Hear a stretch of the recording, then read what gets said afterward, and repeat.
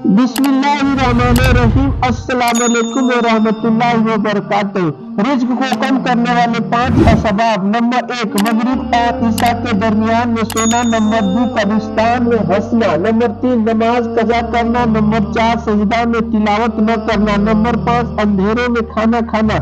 अल्लाह ताला फरमाता है, मेरी मोहब्बत तो देखो, जो फरिश्ते शाम को तुम्हारे गुनाह मेरे पास ले आते हैं, सुबह उन्हीं के हाथों तुम्हारे रिज्क भेजता हूँ। जो इंसान अपने हिस्से की रोटी भी बांट देता है, उस इंसान का रिज्क कभी कम नहीं होता।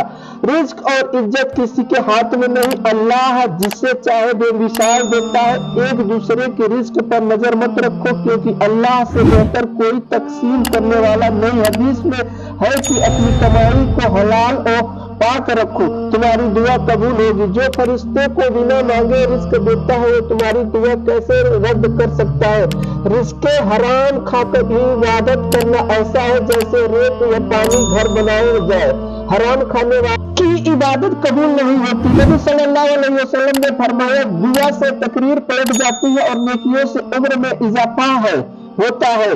बंदा गुनाह की वजह से उस रिस्क से ही महरूम हो जाता है जो उससे पहुंचना होता है। नबी सल्लल्लाहु अलैहि वसल्लम ने फरमाया, जो शख्स इस्तिग़फ़ार करने का मामूल बना ले, अल्लाह ताला उसे हर मुश्किल से निकलने की राह समझा देता है, उसके हर गम का अजाजा फरमा देता है और उसे वहां से रिस्क मुहैया फरमा देता है कि जहां से उसे बहरमे गुमान भी न हो। ताल्लुक भी रिस्क की तरह होता है, बदनीयती या आ जाए तो बरकत खत्म हो जाती है। एक कुछ मामूली काम अपने लिए रिस्क में बहुत सारा इजाफा होगा। नंबर 1, रोटी खाने से पहले बिस्मिल्लाह पढ़ना। नंबर 2, रात को तमाम बर्तनों को उल्टा करके रखना। नंबर 3, अल्लाह के लिए लोभ की शक्ति को बर्दाश्त करना। नंबर 4, सुबह से तक सोने से पहले करना। नंबर 5, सुबह की नमाज के बाद सोने से परहेज करना। नंबर 6, अजान सुनते वक्त खामोशी अख्तियार करना और अजान पढ़ना। नंबर 7, हर नमाज के बाद अल्लाह से दुआ करना। नंबर 8, हर नमाज के बाद इस्तिग़फ़ार करना। नबी करीम सल्लल्लाहु अलैहि वसल्लम घर तशरीफ लाए तो रोटी का टुकड़ा गिरा हुआ देखा। आप सल्लल्लाहु अलैहि वसल्लम ने उसे उठाकर साफ फरमाया और खा लिया और फरमाया, ए आयशा, इज्जतदार चीज की इज्जत करो। जब अल्लाह किसी कौम का रिज़्क छीन लेता है तो वापस नहीं करता। नबी करीम सल्लल्लाहु अलैहि वसल्लम ने फरमाया, मुसलमान के लिए फराइज खंदावंदी यानी नमाज, रोजा और हज ज़कात के बाद रिज़्क़ हलाल तलब करना भी फर्ज है।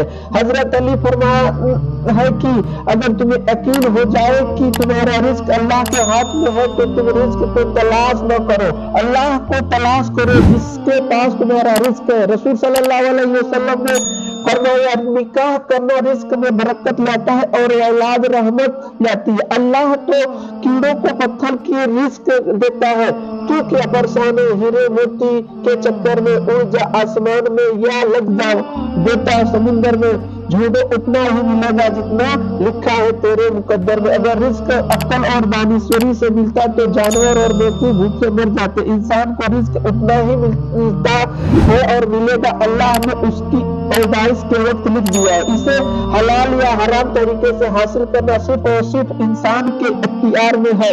रिज़्क को अल्लाह ने मेरे मुकद्दर में लिख दिया है तो वो जरूर मिलेगा, मगर सब्र, मेहनत और ईमानदारी से हासिल करो तो वो मुझसे कोई नहीं छीन सकता। आमीन। मोहतरमा नाज़रीन, अगर आपको आज की मेरा वीडियो अच्छी लगी है तो प्लीज सब्सक्राइब और लाइक जरूर करें हमारे YouTube चैनल को, और फेसबुक पे देख रहे हैं तो हमारे फेसबुक पेज को फॉलो जरूर करें। अस्सलाम वालेकुम।